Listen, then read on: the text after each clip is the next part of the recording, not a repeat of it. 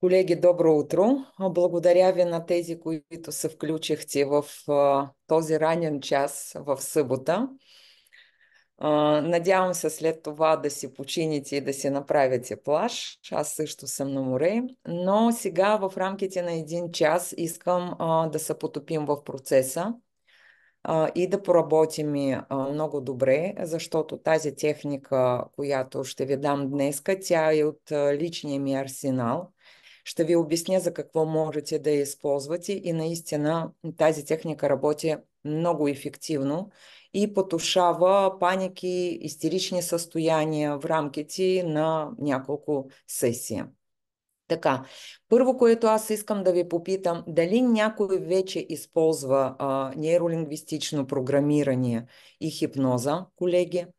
Можете да се появите и някой, ако е наясно, поне нали, да кажете, така да се появите на екрана. Мгм. Добре. Днескашна техника ще бъде съчетание нейролингвистично програмиране и хипноза, разрушаване на негативен симптом. Тоест, всъщност, NLP техники могат да се използват самостоятелно. Но аз да ви кажа честно, почти винаги използвам хипнотично или трансово по друг начин казано състояние, което може да бъде изпълнено в няколко степени. Лека степен, средна степен, по-дълбока степен. Днеска имаме един час работа с вас. И аз ще се постарая в тази техника, където ще работим с три тригера, и аудиален, и визуален, и кинестетичен, да ви дам основните моменти. Съответствено и трансово състояние избрах по лека техника. Вече тези от вас, колеги, които ще дойдат следваща събота на 29-ти, ще дам една много хубава техника, 3-часово занятие. И тези вече, които от вас ще дойдат през юли месец, там ще имаме голямо обучение, там ще дам най-различни неща и ще обърна вашето внимание, разбира се, върху думи и сугестивния модел на терапевта, който е необходимо да се използва при прилагането на хипноза и НЛП техники. Защото, колеги, имайте предвид, че вие можете да знаете абсолютно всичко, да ги научите техниките, да ги повтаряте, да използвате правилни думи, правилни склонения и така нататък. Но ако вие самите не вярвате в това нещо и ако вие самите не можете да сугестирате, т.е. не владеете внушението в нужната степен, пациента няма как да ви повярва. Когато говорим за нейролингвистично програмиране, хипнозата, тя помага, нали, за работата с подсъзнание да се потопи вашия пациент в състоянието тук и сега, където може да изкара тези елементи, които той няма как в съзнато, в реално състояние да ви ги кажа, и то е нормално, защото сработват много защитни механизми. Но в този случай наистина необходимо самия терапевт да потопява клиента и най-важното, което искам да ви кажа, за да завърша мисълта, че малко се отплеснах в друга посока, че при NLP техники не е необходимо осъзнаване, колеги. NLP техники и хипноза, това работи за краткосрочна терапия. Сега след малко ще ви обясня малко по-подробно. Така, днеска имаме една NLP техника и хипноза. Аз ще ви дам основните моменти. За съжаление няма как, нали, да ви обяснявам за думите, за състоянието и така нататък, но основните неща ще ги получите. Така че моля да изключваме звука. Максимално, който може, колеги, ще ви бъда много благодарна, ако се появите на видео. При задаването на въпроси вдигаме ръка или се включвате директно, не чакате. Имаме теоретична част и бих искала, разбира се, даже още от сега ще ви попитам, има ли някой от колеги, който би искал да поработи с симптом? Имаме практическа част, хубаво наистина аз да направя една кратка демонстрация и ще оставим 10 минути на въпроси, така че колеги, който желая, включете се да ме предупредите още сега, който би желал да влезе в роля на клиента, аз ще бъде в роля на терапевта. Днеска ще работим с подсъзнание, въображение, аудиален, визуален, кинестетичен тригер. За тези, които не знаят, аудиален работа с мисли, визуален работа с картина, кинестетичен това е работа с тялото и усещане в тялото. Напомням, че ако ние наистина искаме да получим сериозни, ефективни и по-бързи резултати в психотерапия, необходимо да задействаме три зони. Без значение дали използвате NLP техники, дали работим с хипнотични практики, дали работим в гешталт терапия или когнитивно-поведенческа. Ние имаме вътрешна зона, имаме външна зона и имаме средна зона, където и усещане на тялото, и когниция, и фантазия, и поведението, всичко работи.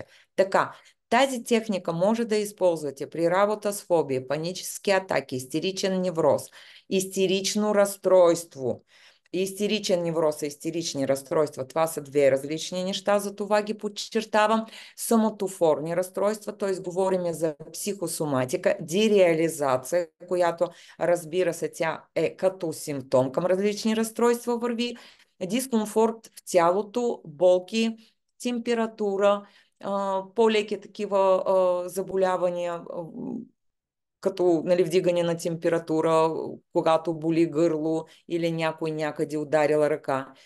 Идеята тук е да се намерят скрити потребности и вътрешни конфликти. Искам да обърна вашето внимание на това, че NLP също така помага и при сексуални дисфункции.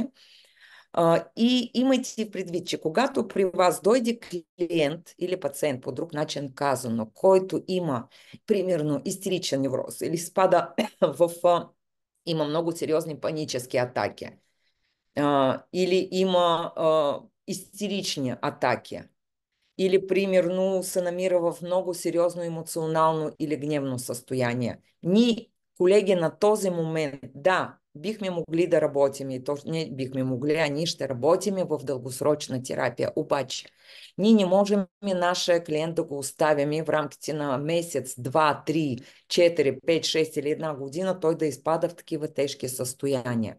Затова тук, за да се потушат тези състояния, наистина като помощ идват именно тези NLP техники в комбинация с хипнотично състояние. И когато вече ви потушавате тази тежка симптоматика, тогава вече навлизате в дългосрочна терапия. Така че NLP техники плюс хипноза дава този бърз, краткосрочен ефект. Психотерапевтична ценност, активирате психични процеси, които продължават трансформация за оздравяване на тялото, емоционално състояние. И това е факт, защото наистина, правейки една техника, колеги, ние активираме процеси, които ни спират. Днеска най-вероятно няма да успея да ви обясня това нещо, но винаги в края, когато ние използваме NLP техники, се вкарва определен текст, където ни обясняваме чрез използване на сугестия. Аз това ще обяснявам 29 юни и през юли, когато ние наистина активираме тези психични процеси, т.е. те не спират. И това наистина е много ефективно. Неутрализирате симптом, който пречи за построяване на качествен живот и ще направя демонстрация на техника. Колеги, някой пристрашили са вече, който ще влезе в ролята на клиента. Да, аз. Добро утро. Добро утро. Александър? Антон? Антон. Антон, добре. Като в ролята на екстрасенса. Добре, Антон, след малко ще те повика, можем да говорим на ти, нали? Разбира се. Добре. Само се настани там, никой да не ти пречи да може да поработи. Да. Добре, добре. Благодаря ти. И така, Моля. колеги, да. Антон, само 10-15 минутки ми дай още и ще навлезем в процес. Тук Добре. съм. Да. Невролингвистично програмиране, т.е. това е въздействие върху човешкото подсъзнание чрез технология за използване със специални думи. Да, наистина, зависи и от вашия клиент или пациент, доколко имате или нямате изградена добра връзка. Да, зависи, разбира се, и от това дали и каква организация е на личността, какъв е вектора. Но, колеги, отново обръщам вашето внимание, че NLP без значение имате доверителна връзка или нямате, то само по себе си работи. И по принцип това ви трябва да го обясните на вашия клиент. Ето ви внушение, т.е. доколкото да бъдете ви самите сигурни в това, каквото правите.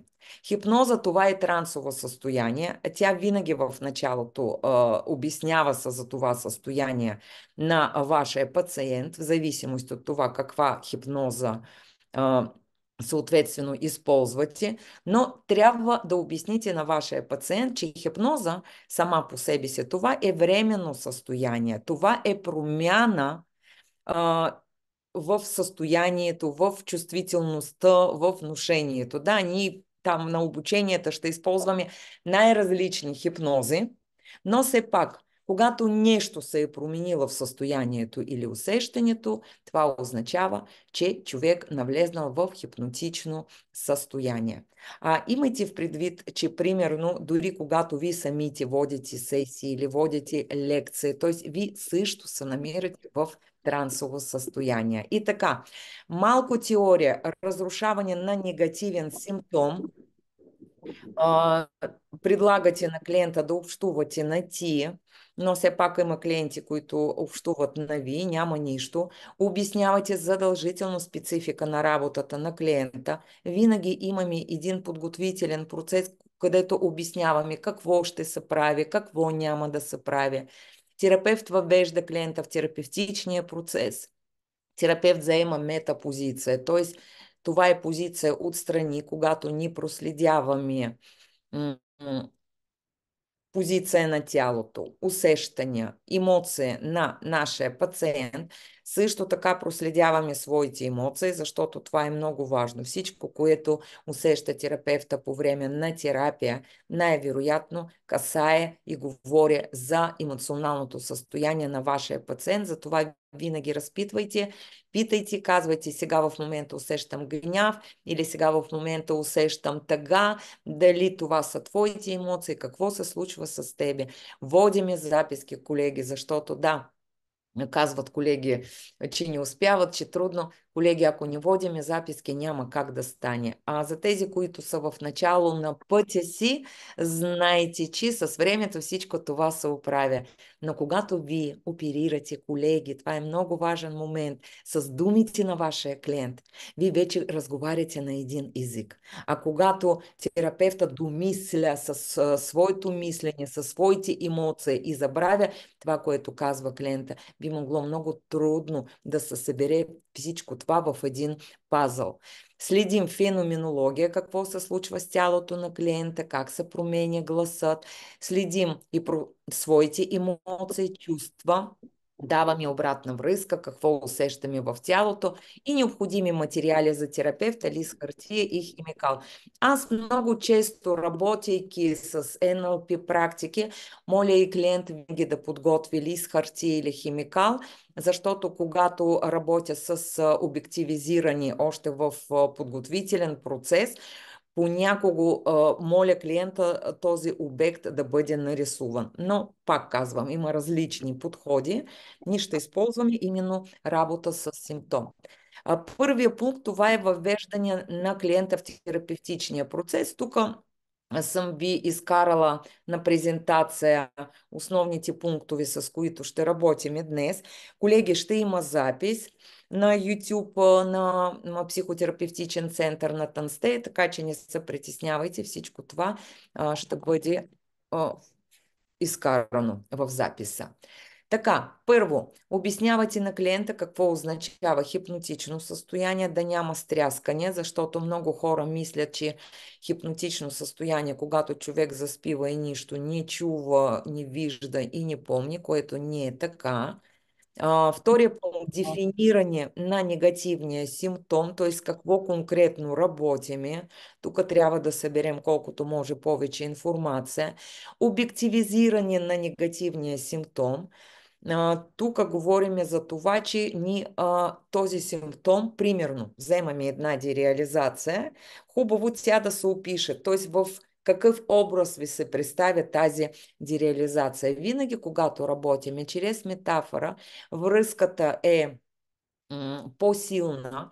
И другото, което едно е, примерно, вашия пациент да работи с дереализация, друго е, когато дереализация, като, например, се описва като някаква стара там баба, която припада, болят я крака. Т.е. най-различни описания могат да бъдат. Или, примерно, дереализация може да изглежда като някаква змия, гадна, неприятна. Т.е. в този случай се случва една визуализация, която, нали, наистина работи по-добре и по-ефективно. След това леко трансово състояние. След това провеждаме разговор с негативния симптом. Тук можете да срещнете съпротива. Много клиенти могат да се смеят. Не ги спирайте, нека да се смеят, нека да им смешно. Наистина то, когато, нали, се прилага за пръв път, хората споделят, че това изглежда като, нали, не са добре, питат дали всичко е наред, смятат, че това е абсолютно безумие. Тоест, ви с най-различни изречения можете да се срещнете, но и ви можете да се посмеете с вашия клиент и да му кажете, да, то наистина е смешно, може да е така, обаче работи. Факта, че работи, колеги. Така че не го пресичайте вашия клиент, не му се карайте, че той се смее, нека да се посмее на воля. Имайте в предвид, аз примерно се радвам, когато на моя клиент му става смешно. Ще ви обясня защо. Защото той докато се смее, самата врата на критиката, т.е. защитния механизъм, тя отслабва и се отваря. И в този момент ще ви бъде дори по-лесно да работите, да намерите този симптом и да го неутрализирате. Така че радвайте се. И важно е наистина да бъдете в комбина с вашия клиент, да бъдете приятели ръка за ръка, да не спорите, да не се противопоставите, а да работите заедно.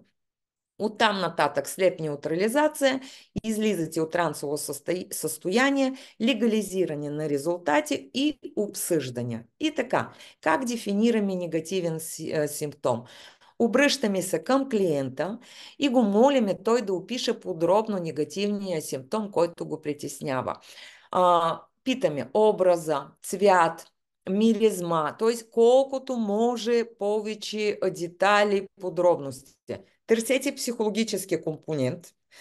Това защо съм го извела на презентация. Ние няма да работим с него днеска, но когато ви намерите психологически компонент, кога започнал симптома, при какви обстоятелства, тук най-вероятно, да, ви примерно сте събрали анамнеза, ако клиента ви дойде в тежко, примерно истерично или паническо състояние, ви няма как да събирате анамнеза, така че тук също можете да изкопчите информация.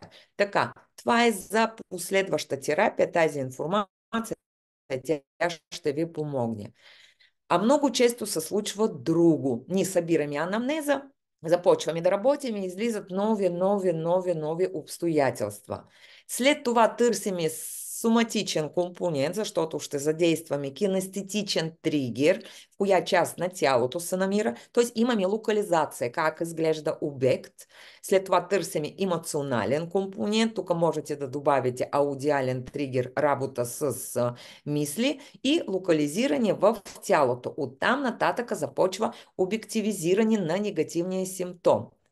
Тоест, какво е изображение, граници, размер, цвят, текстура, температура, колкото може повече. Какво се случва? Трябва да знаете, тук възниква модална синестезия, т.е. всички компоненти се свързват по всички зони и възприятията започват да работят вече на всички нива. След това навлизаме, след като разбрахме, дефинирахме симптома, обективизирахме го, след това вече се навлиза в трансово състояние, особено наблегнете на позиция на тялото, Тоест, тук основните думи, които говорим, аз дадах много кратка версия за днескашно занятие. Тоест, намери позиция на тялото, в която ще ти бъде удобно за твоето подсъзнание. Той да даде тази информация, нали, която ще работи. Отпусни се, слушай моя глас, т.е. сугестирате.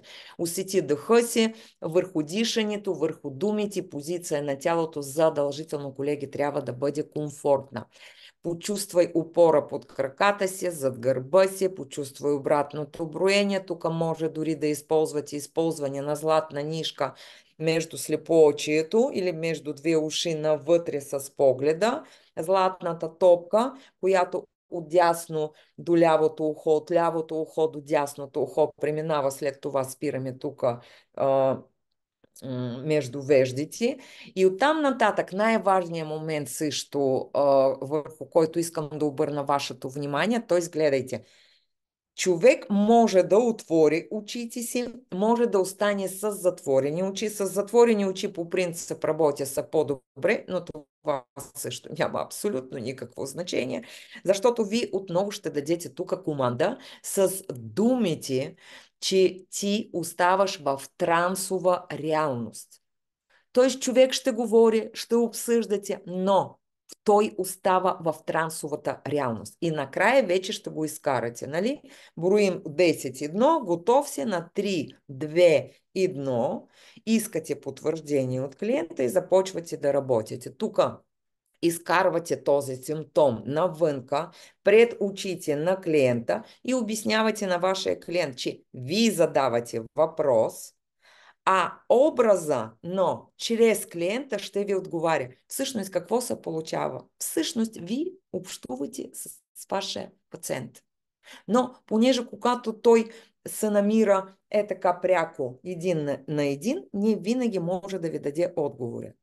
И тук се включва подсъзнанието, но клиента, дори да му обясните, той ще мисли и ще знае, че той говори от името на образа. А всъщност ви работите с подсъзнанието на вашия пациент. Здравей, не влизайте враждебно в разговора.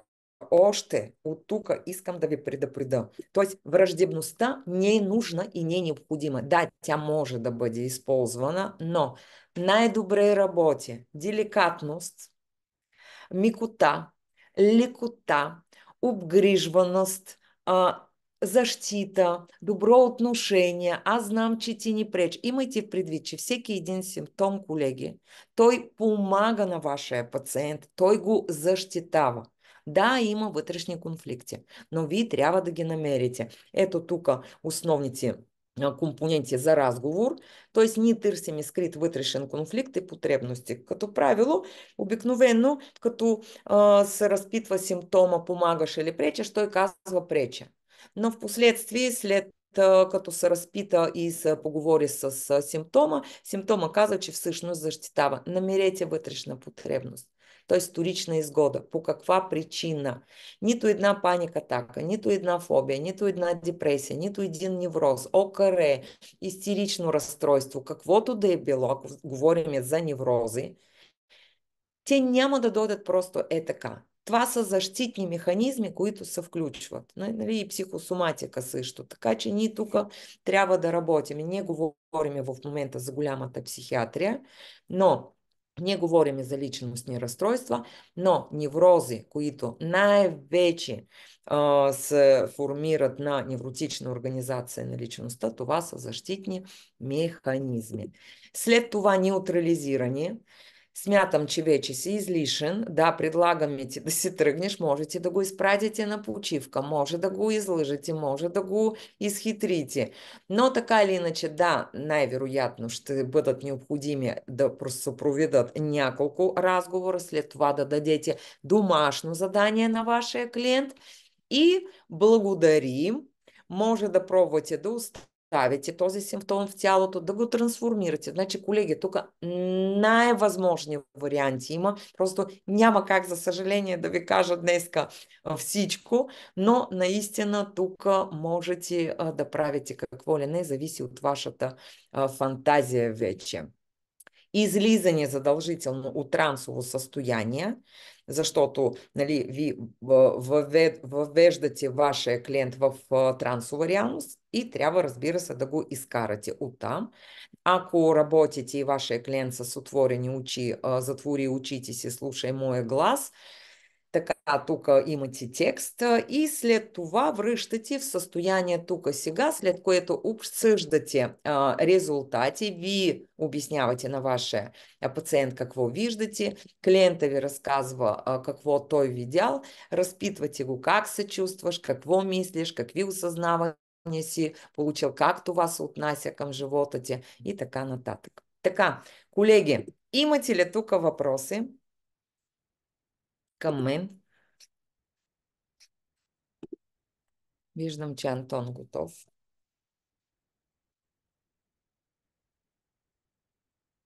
Или нямаме въпроси?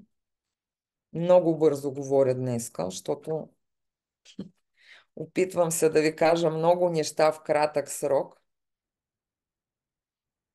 Така, Антон, готов ли си тогава? Пускай.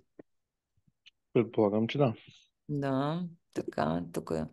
Броили са за излизане от транса. Петя, да. Можеш да използваш и да броиш и всичко. Аз такава най-кратка версия и сега ще ви демонстрираме. Можете да броите, но хубаво наистина да има фиксация. Влизане, излизане и заземяване, колеги, заземяване. Значи има където по-такива по-дълбоки трансове, там дори се препоръчва протягането задължително, моля, Петя, нали, с ръце в различни посоки. Но ни това вече на обучението по-нататък аз ще ви обяснявам. Иначе основното, което аз използвам, това е заземяване. Нали, аз казвам днеска еди коя си дата, еди кой си месец, еди коя си година, ти си тук сега, това е главата ми, моля клиента да каже, рамената ми, дупето там, колената ми и така. Може клиент да стане, да походи. Нали, тези колеги от вас, които присъствахте, нали, правиме после, където психодрама също разигравахме. Излизане от ролята е така. Така. Да, добре. Окей. Антон, тогава имаме с теб 20 минутки.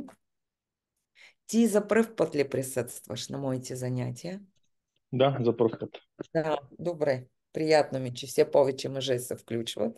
Мъжкото присъствие винаги е приятно, както и женското. Така, Антон, да видим и симптом, с който би желал да поработиме днес. Първоначално не знаех какъв симптом да определя.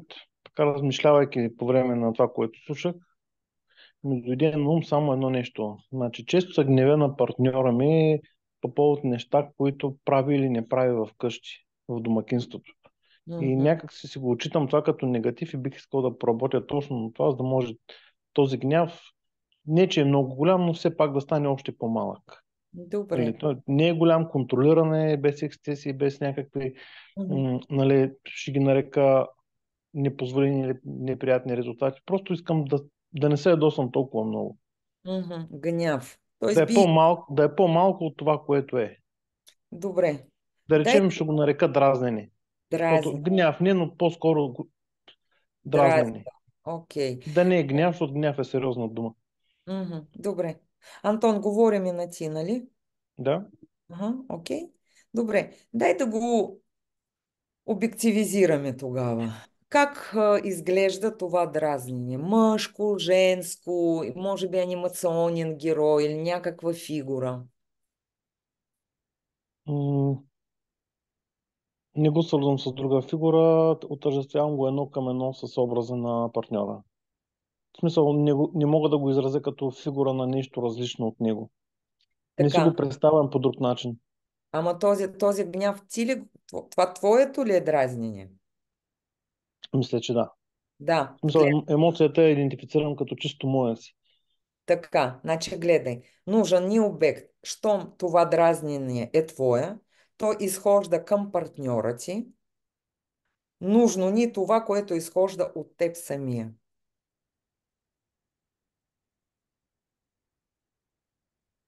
Топче. Кълбо. Тълбо. Колко голямо? Покажи. Горе-долу колкото малък пътеш. Като пъпеш ли изглежда? Добре, дай ми цвят, текстура. Синичко, зелено, червено на моменти. Просто кълбо. Никога Синичко, не е едно и също. зелено, червено. Т.е. разноцветно, нали? Да, но Къл... не си променя цвета в процес на самото изразяване на емоцията, просто при възникването му има или няма определен цвят, който не се променя. Мгм. Понякога е по-тъмно кълбото, но обикновено е цветно. Добре. А къде се намира? На нивото на гърдите. Тук. Гърди и гърло между тях. Гърди и И гърди. оттам тръгва към партньора. А той как чакаш, защото това е малък пъпеш, то циркулира ли от гърди към гърлото и Не, не? не. Просто Ця... от тук възниква и от тук отива. Е, сега пак къде е локализирано? В гърдици или в гърлото? В момента го няма, но когато е локализирано е тук. Точно Гърди. между М, двете. добре. Искам да ти задам такъв въпрос. Казваш, нали, като ставаше въпрос за това дразнение, което се намира в гърдите, нарича го кълбо, като малък пъпеш, синичко, Синьо, зелено-червено. синьо, зелено, червено. Да, ама твоята дума беше синичко, т.е. една такава милота. Какви чувства изпитваш към това кълбо? Много нагалено го нарече, синичко. Как мисля? От една страна, хищ не го искам това кълбо и хищ не го обичам да се появява, защото когато го има и то се изрази такова, каквото възниква, обикновено си го пращам където му е посокът, нали, към партньора и партньора не реагира добре на това нещо. Значи, от една страна го приемам като изява на емоция, която смятам, че не е добре да задържам вътре и да я оставям да работи. От друга страна пък е нещо, което не искам да го има, защото виждам, че влияе зле на човека от срещата. Той не винаги е виновен за това, което прави или не прави. Малко Мгм. смесени чувства имам там. Да, и аз. Радвам се, че изпитвам тази емоция, но не се радвам на начина, по който тя намира реализация при изпращането й. А за теб дразненето и гнева, защото дразненето, това е част на гнева, нали? За теб гнева, това е конструктивна емоция като цяло или не? Конструктивна в смисъл. Дали конструктивна? Дали положителна? Така, градивна. Тоест нещо, което ти носи. Не я отчитам като нещо градивно в този случай, в този смисъл, тъй като в повечето случаи спокойствието ми върши по-добра работа там, но понякога всичко излиза извън неговите граници и тогава вече идва, нали, дразненето, гнева и така. А кажи ми, ако ти задам въпрос по такъв начин. Харесва ти да бъдеш спокоен или трябва да бъдеш спокоен, само че отговори бързо сега. Харесва ми да съм спокоен. Харесва ти. Не М, винаги трябва, но винаги ми харесва да бъда спокоен. Харесва. Не ми Окей. харесва да съм раздразнен, не ми харесва да съм гневен. Мгм. Харесва ми да бъда спокоен. Д- Почти винаги съм трезво мислещ, да не кажа винаги, но понякога това трезво мислене се случва в условия на спокойствие и това много ми харесва, а в друг случай се случва в момент на гняв, тогава се случва още по-бързо, но се случва в смисъл такъв, че и в двете състояния опитам, запазвам трезво мислене. Мгм. Но ми харесва да съм спокоен. Мгм. Не ми харесва да съм гневен. Или раздразнен може, но не и гневен. Не Не е гнев. ми харесва това усещане. Добре. Дай ми текстурата на това кълбо. Синичко, зелено, червено. Прежда. Пре... Каква? Кълбо прежда. Кълбо прежда. Тоест има конец, ако го хванеш, то ще се развърне. Не, няма. Няма Просто конец. едно, просто едно кълбо прежда, което не се вижда нито къде му е края, нито къде му е началото. Добре. И Окей. да го разглеждам, не мога да намеря нещо, което да Добре. го, да го разплета. Добре. Антон, ти психолог ли си? Да свърши и тогава ще мисля по-малко. Величка, микрофона, моля. Колеги, искат Ами, микрофони. честно казано, не определям себе си като психолог, макар че съм завършил приложна психология, магистратура. Много ми харесва такъв вид занимание и първоначално прибегнах към него, за да намеря някои отговори за себе си. Слава Богу, ги намерих много бързо. И Мгм. това пък ми помогна да ги намеря в други хора, съответно да накарам тях да ги намерят. А, И така. Добре. Добре. Да речем, че беше щастливо съвпадение за мен. Мгм. Не се определям като психолог, тъй като това е много сериозна професия. Аз не смятам, че имам нужните знания все още, но ако някой ден придобия малка част от тях, за мен ще е радост. Винаги има който знае повече от нас и винаги има хора, които знаят по-малко от нас, така че аз винаги казвам на колеги да не чакат дълго, а да влизат в процеса и в движение да се обучават.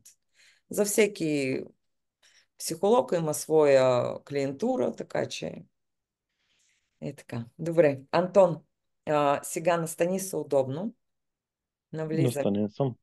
настани. Така, добре. Трябва да се облегнеш така, както ти е удобно, само че малко не ми харесва твоята поза, защото си притиснат, то ти е в гърдите. Може ли така да седнеш? Може. Добре, благодаря ти. Ръцете да ги пуснеш свободно надолу. Да, Пуснати са. така. Затвори очите си. Така и слушай моя глас. Можеш спокойно да разговаряш. Вдишваме на 4 такта през носа. Вдишвай. Раздувай гърдите. 3, 4. Задържаш дишането. 4, 3, 2, 1. И издишваш бавно през устата. И още веднъж вдишваме. Задържаме. И бавно, бавно издишвай.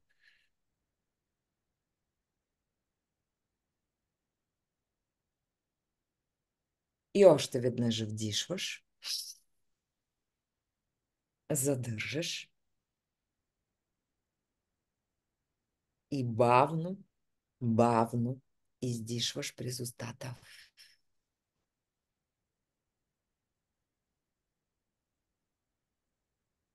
Сега слушаш моя глас. Тялото заема комфортна за теб позиция. Толкова комфортна, че подсъзнанието започва да върша работа за теб. Ти ще чуваш всичко. Ти ще наблюдаваш всичко. Обаче ти навлизаш в трансова реалност. Това е полето, където е възможно абсолютно всичко. Това е твоето емоционално поле, твоя фантазия, твоето въображение. Вдишваме. Задържаш и бавно, бавно издишваш.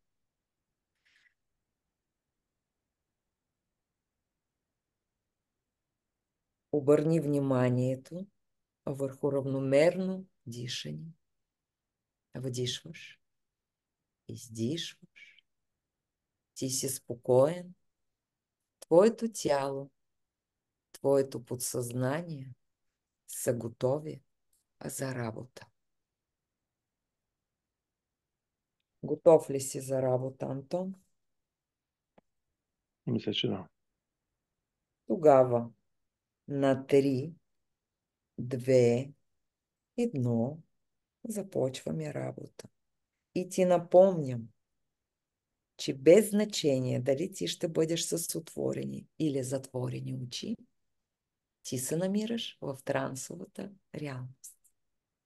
Сега искам да представиш кълбо, малко като пъпеш, синичко, зеленичко и червеничко в областта на гърдиците. И виждаш ли го с вътрешния си поглед? Не се появява. Добре. Тогава аз ще се обърна към това кълбо, синичко, зелено, червено, като прежда. Кълбо, тук ли си?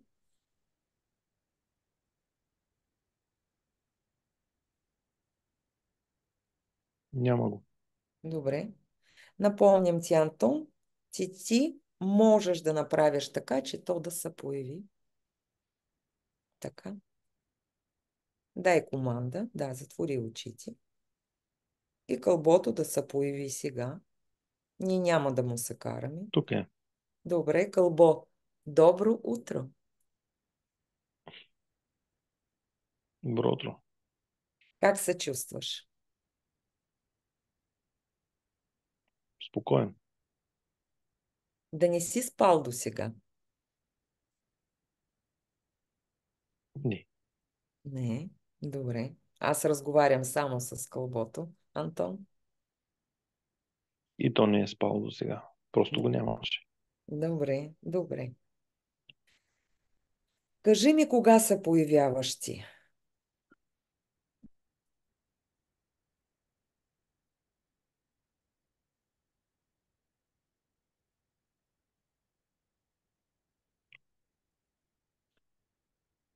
Когато вкъщи някои неща не се случват по начина, по който и двамата са се разбрали. Мгм. А те се разбират, така ли и двамата? Мгм. Мгм. А кой нарушава разбирането? Антон или партньора на Антон? Партньора. Партньора. Мгм. Много по-често партньора. По-често. Това означава ли, че Антон също нарушава? От време на време, но доста по-рядко. А би ли ми казал, Кълбо, ти се появяваш само когато партньора нарушава нещата или и когато Антон нарушава нещата? И в двата случая, но повече когато партньора. Мгм. И в двата. Добре. Искам да ти задам въпрос. Когато партньора нарушава нещата, каква е твоята функция?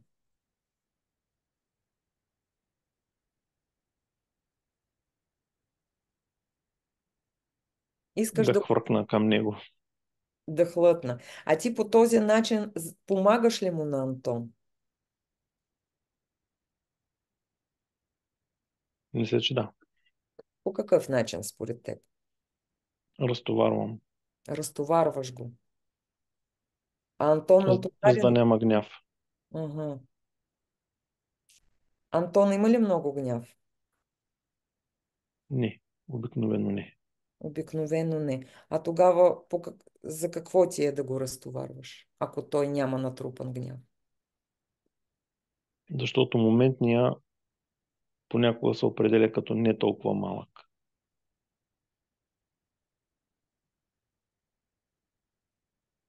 Добре. Кълбо, искам по друг начин да ти задам въпроса, може ли? Може. Когато ти хлътваш към партньора на Антон, това довежда ли... Хвърквам. Хвърквам, извинявай. Да.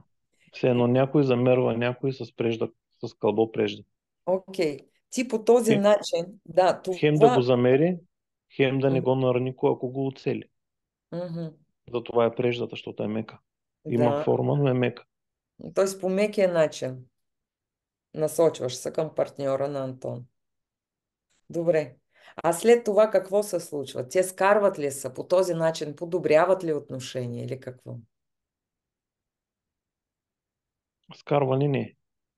По-скоро другия се опитва да се защити и много често нещата влизат в релсите, в които сме се разбрали предварително.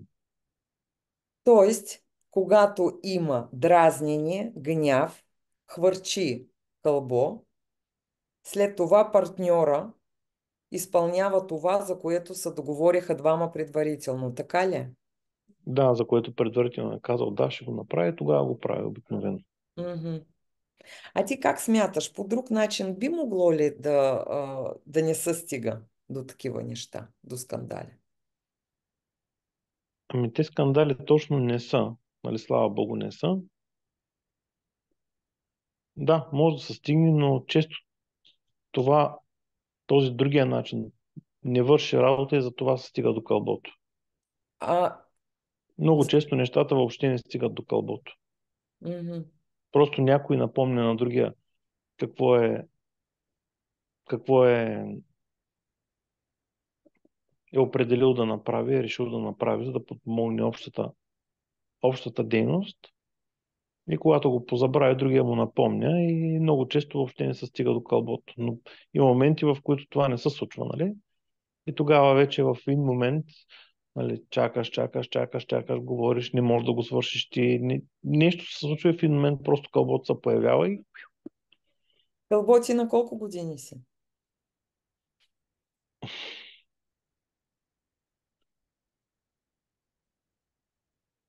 аз съм на 42, обаче кълбото не знае на колко е. Не, Кълбото знае. Аз въобще не разговарям, Антон. Теб няма в случая. Само Кълбото питам. Кълбо, на колко години си? На 7. На 7. Откъде дойде? Откъде се появи при Антон? Когато се появи партньора настоящия. Когато се появи настоящия партньор. А, Малко пред... след това. а преди това къде живееш? Нямаше го. Кого?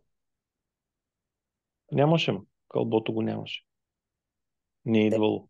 теб нямаше, така ли? Да, Теб нямаше при Антон, нали така? А преди точно това така. ти къде се намираше? Не знам. Помисли. Къде живееше? В коя къща? Ще ти подскажа, дали си живял в родителска къща на Антон? Не. При баба, при дядо? Не. Откъде дойде? Не знам. Никаква идея. Ти смяташ ли, че помагаш на Антон? Да, А нали разбираш, че живееш в тялото на Антон? да, Разбираш. И разбираш, че ако Антон реши, теб няма да те има, нали така? Дали го разбираш? да. Разбирам го. Знам, че е рано, обаче бих искала да те попитам. При какви обстоятелства би бил готов да тръгнеш от Антон?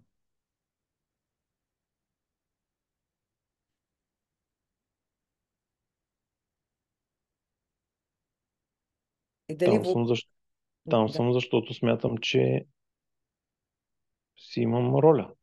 Каква? Когато ролята е вече ненужна, аз М, няма да съм нужен. мгм.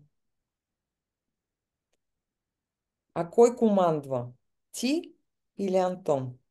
Дали да бъдеш при него или не? Кой е по-важният?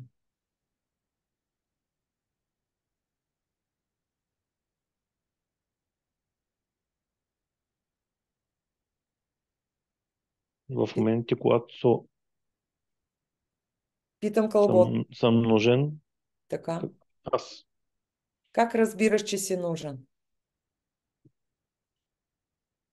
когато спокойното разрешаване на ситуацията не свърши работа и тогава идвам аз.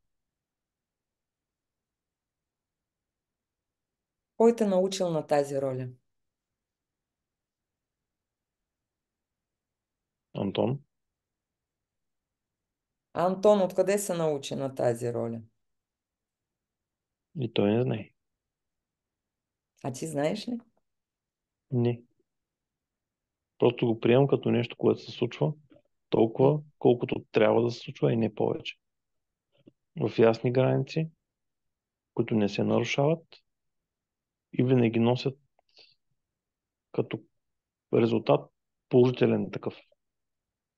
Тоест, когато се появяваш ти, резултата е положителен. Така ли? След това да, и за двете страни. Тоест, трябва да има гняв, трябва да има хвърчано кълбо, т.е. да се включиш ти, за да има положителен резултат. Така ли? М, Като резултат да, но като дефиниция не е точно, защото изглежда, че за да има разбирателство, трябва да има гняв, а гнева не е нужен. Така. По-скоро като поставяне на граници, които кълбото очертава. Нищо повече. Говорим само от позиция на кълбото, Антон. Кълбото, Така. Тоест, когато тебта има, ти помагаш на Антон, той да очертае границите. Така ли? които и двамата спазват. И двама. Нищо повече. А Антон спазва ли границите? Да. Границите на Антон нарушават ли са? От кого? От От партньора. него или? Партньора му. Често да. Често Често. да. А другите хора дали нарушават границите на Антон? Понякога да, но не толкова често, колкото партньора. Тоест партньора нарушава границите. Да, защото партньора осъзнава, че има граници, които може да наруши. Друго казано, но не, но никога не прекалява. Мгм. И винаги го осъзнава. Така, добре.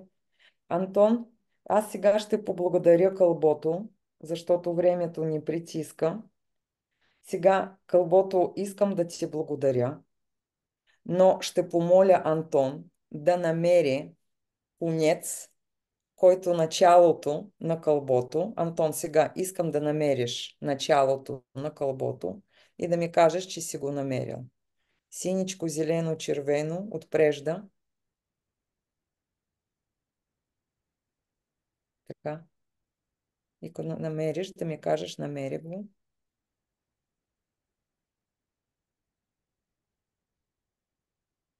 Намери го. Така. Аз благодаря на кълбото. Благодаря ти много. Най-вероятно Антон ще се свърже с тебе. Така. Антон, затваря очи. Така. Вдишваме дълбоко. Задържаш и бавно издишваш през устата. И още веднъж вдишваш.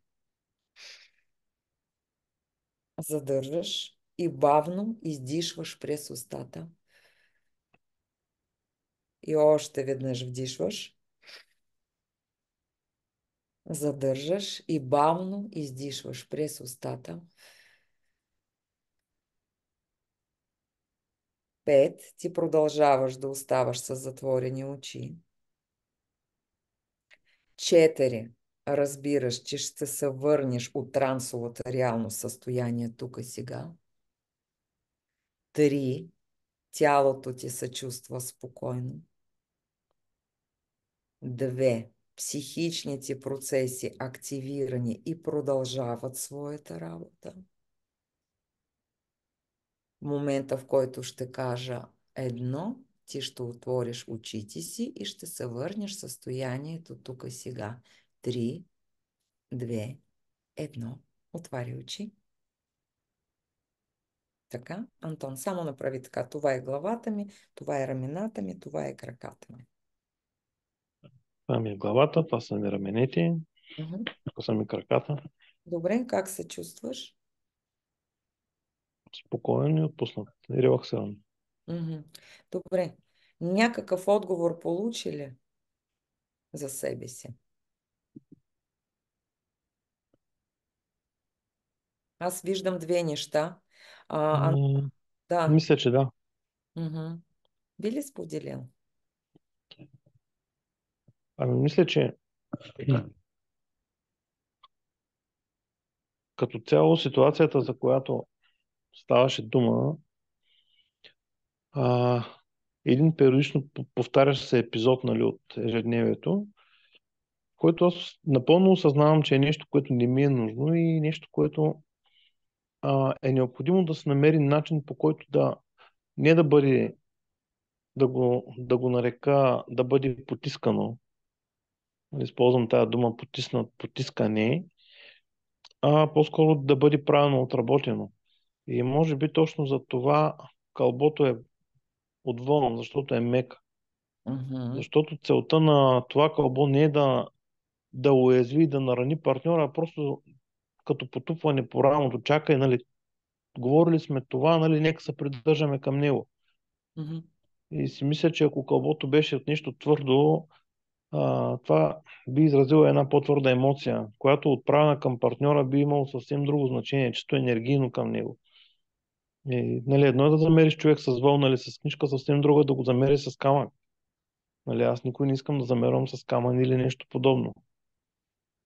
И може би по този начин съм го изработил като един механизъм, който на момента да може вътрешното раздразнение, нали, на наченките на гнева да ги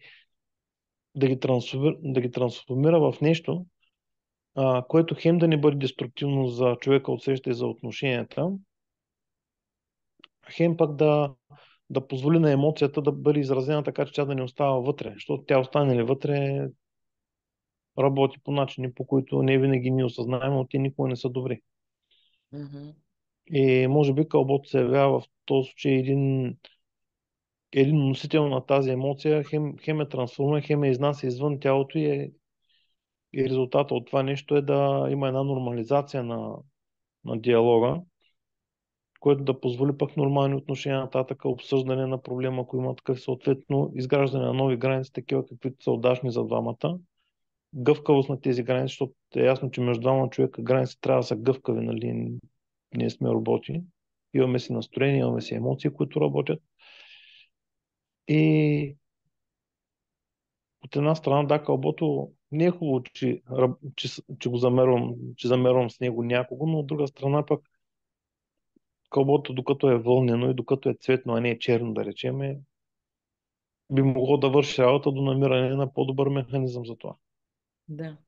Понякога думите не вършат работата на кълбото, колкото и да искам. Но кълбото винаги върши работа на думите, защото резултата винаги е добър и за двамата.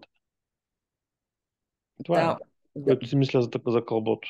да. Сега, Антон, аз имайки предвид, че и това нещо на запис ще бъде на YouTube, аз ще ти нахвърля лекичко, няма да нарушавам твоите граници. Лекичко ще ти нахвърлям нещата, върху които би могъл да поработиш. Не знам там дали посещаваш лична терапия, имаш твоя психотерапевт или самостоятелно да помислиш.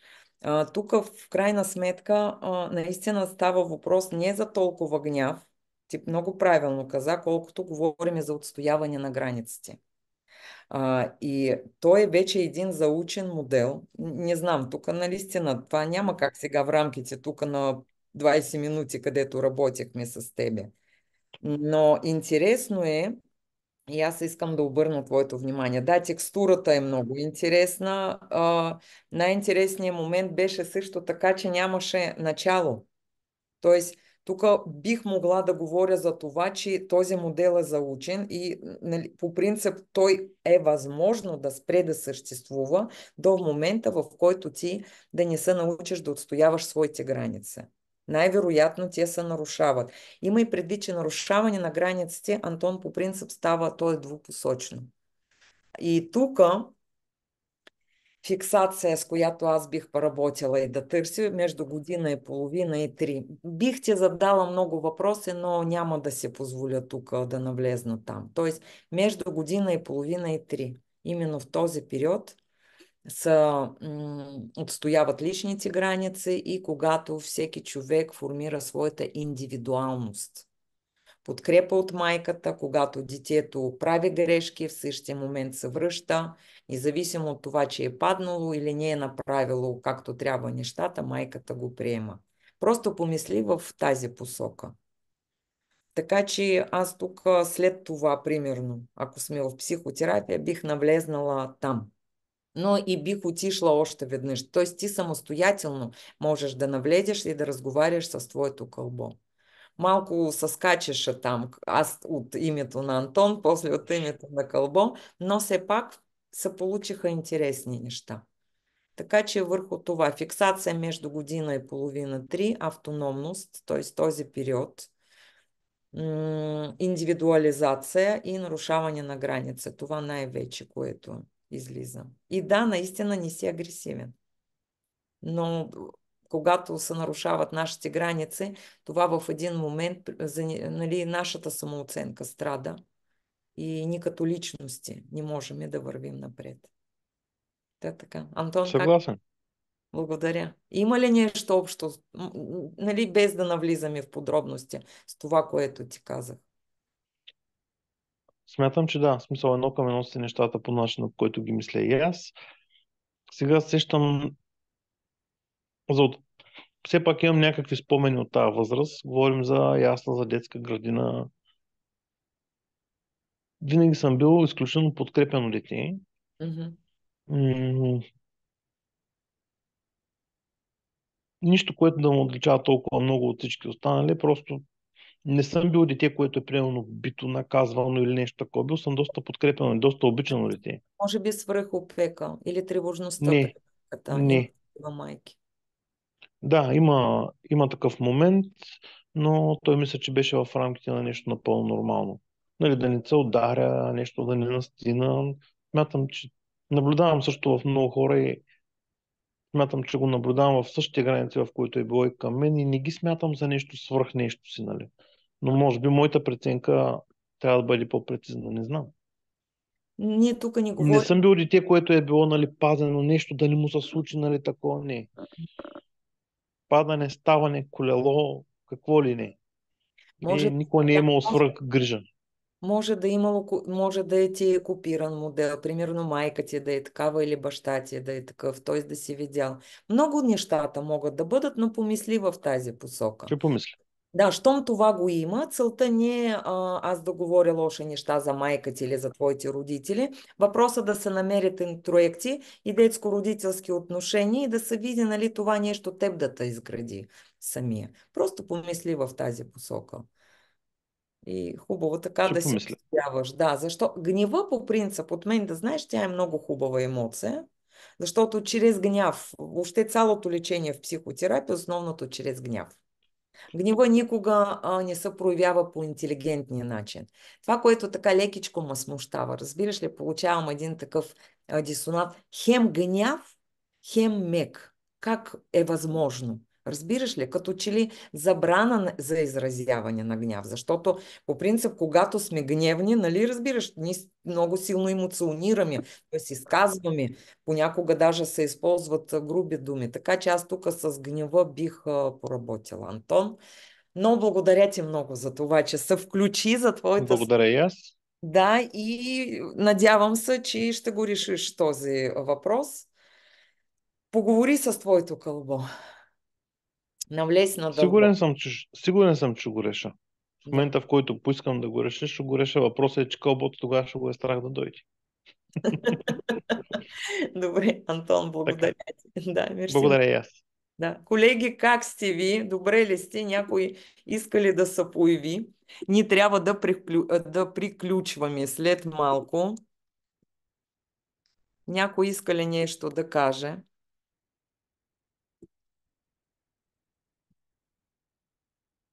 Така, добре, колеги, тогава аз ще кажа. Първо, на 29 юни, следваща събота, ние ще имаме една техника. Не съм я изнесла на презентация. 3-часово обучение. Таня, как да го направим сега? Ти ще в чата... Влада, във Viber групата съм изпратила информация относно обучението, така че колегите могат там да погледнат. Да, благодаря ти много. Значи на 29 след една седмица ще имаме 3-часово обучение. Там ще бъде една голяма техника с 3 включени техники. Отново там ще имаме и практически workshop. Съответствено ще работим за неутрализиране на проблемна ситуация. Аз по-подробно искам да ви разкажа за юли и тези, които се съмняват юли дали да участват или не, можете първо примерно да се включите в събота, на 29 июня. Тук единствено, че цената за това обучение, голямото 8-модулно през юли месец, най-добрата цена е до 26 юни включително, колеги. Наистина съм ви подбрала много интересен комплекс от техники NLP и хипноза, елиминиране на страхове от минало, негативни спомени, ситуации фиаско, разрушителни емоции, фобии, панически атаки, телесен дискомфорт. И тук също така сексуални дисфункции, т.е. с самия обучителен процес от 9:30 до 12:30 ще бъде, след това излизаме в почивка обедна 1 час и от 1:30 до 4:30. На първия модул работа с травматичен аудиален тригер, тук ще ви дам 3 техники. Искам да ви кажа, и трите техники работят на макс, даже аз в момента ги използвам и при паническо разстройство, и при истерични неврози, и при фобии. Колеги, наистина уникални резултати. Тук вече втория модул навлизаме в визуалния тригер, където работиме с картина, техника на суинг в визуалната модалност. Също така ще ви науча как да използвате котви, т.е. да закрепвате тези положителни резултати, които са необходими. Третия ден работиме с кинестетичен тригер. Това е много сериозна техника на левитация на ръката. И тук един случай, за който ми дадоха разрешение, значи една клиентка имаше проблем с на устните, излезнаха едни такива много странни неща, където обикаляше година-две по доктори и никой не можеше да установи проблема. Колеги, 2-часов сеанс беше направен с левитация. В рамките на 2 седмици наистина устните вече имат съвсем нормално, спокойно състояние, такова каквото имат нали, нормални устни. Тук работим с дискомфорт и болка в тялото и потока на светлината, също много интересна техника, където пуска само изцеление. Т.е. тук можем да работим с леки настинки, също така болка, дискомфорт в тялото, т.е. пуска се процеса на оздравяване. По-сериозни болести, разбира се, няма да ви лъжа, но дискомфорт, болка в тялото, да, лекува. Четвъртия модул вече навлизаме тук в по-сериозни техники, след като изясните как да работите аудиален, визуален, кинестетичен, модификация на суинг, това е мах в 2 модалности. Тук работиме аудиална и визуална, навсякъде имаме въвеждане в трансово състояние. Петия модул изтриване на негативни преживявания чрез визуално-кинестетична дисоциация и регресия. В транс тук вече ще работим чрез неутрализиране и дистанциране от негативни преживявания и да можете да ги десенсибилизирате, т.е. те да бъдат намалени, спиране на фокуса върху дисфункции и активиране на вътрешни ресурси на самочувствието. Шестия модул – неутрализиране на негативни спомени чрез използване на котви, спирала техника и състояние на фиаско също с използване на котва. Седмия модул ще ви обясня как по процедура на Лазарус, т.е. как да изяснете и да проследите формиране на тригерите. Това е много важна техника, защото, колеги, примерно, ако при някой работи първо аудиален, после кинестетичен и след това визуален, необходимо да работите именно в тази последователност. И ще ви дам по техника на Лазарус как да го правите, за да достигнете по-ефективните резултати, и ще направим интервизия въпрос и отговор. И ще видя, има една техника на трансово състояние, където ще видя в кой модул ще я вкарам или в коя техника, защото тя по-сериозна и по-дълбока, да имате повече такива техники. Така че тук ще направим интервизия. Ако ни остане време в 7-я модул, вече в 8-я модул и супервизия и интервизия ще направим заедно. Така, 4 дни обучение, 8 модула. Промоционална цена 400 лева при заплащането до 26 юни. Участие, запис, презентация, сертификат. Код за плащането е NLP. От 27 юни, извинявайте, колеги, тук даже сега в момента ще го оправя, до 1 юли цената ще стане 550 лева. Отново участие, запис, презентация, сертификат. Колеги, просто без запис, без презентация няма смисъл наистина това обучение да се преминава, защото ще има много детайли и хубаво това нещо да се преглежда, да се видят конспекти на презентации и да го отработите. Така, колеги, това, което исках да ви кажа, ако има някои въпроси, моля, заповядайте, излезте, ако някой желая нещо да ви кажа. Напомням ви, че техники NLP, това е краткосрочна терапия и те наистина помагат за отстраняване на симптома, за осъзнаване и разбиране въобще какво се случва. Аз ги използвам винаги, когато идват пациенти в по-тежки състояния. Също така и при сексуалните дисфункции, особено истерични неврози и панически разстройства, защото в такова състояние няма кой да чака дълго време. Хубаво един психолог, психотерапевт да може да владее и тези техники. Така, колеги, някой да излезе, да каже с 2 думи, да напишете в чата, Наталия, моля. Радвам се, че ви беше интересно. Как ви беше техника? С какво тръгвате от днескашно занятие, колеги? Как се чувствате?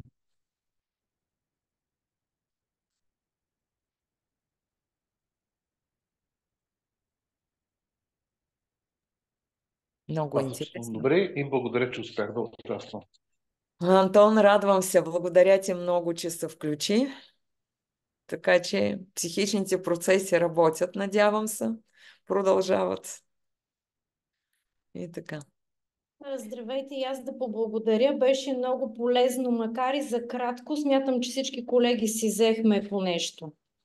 Благодаря. Славка, здравей. Да, моля. Благодаря ти много. Радвам се да те видя. Почивайте, отивайте на плаж и живот и здраве, ще се видими. Благодаря ти за включването. Така много интересно. Благодаря, полезно, вдъхновяващо, полезна демонстрация. Петя, Радина, Деси, Ивелина и Балина. Какви красиви имена. Славка, искаш ли нещо да кажеш, да се включиш? Ами, не е хубаво лято на всички. Да, ти вече каза, да. На видео изглеждаш много хубаво. Чак не мога да те позная на снимка. Благодаря, аз винаги съм си хубава. Да, хубаво си, да. Добре, колеги, благодаря ви много. Пожелавам ви хубав уикенд и до среща на обучение и да се срещнем в емоционалното поле на най-добрите психолози на България.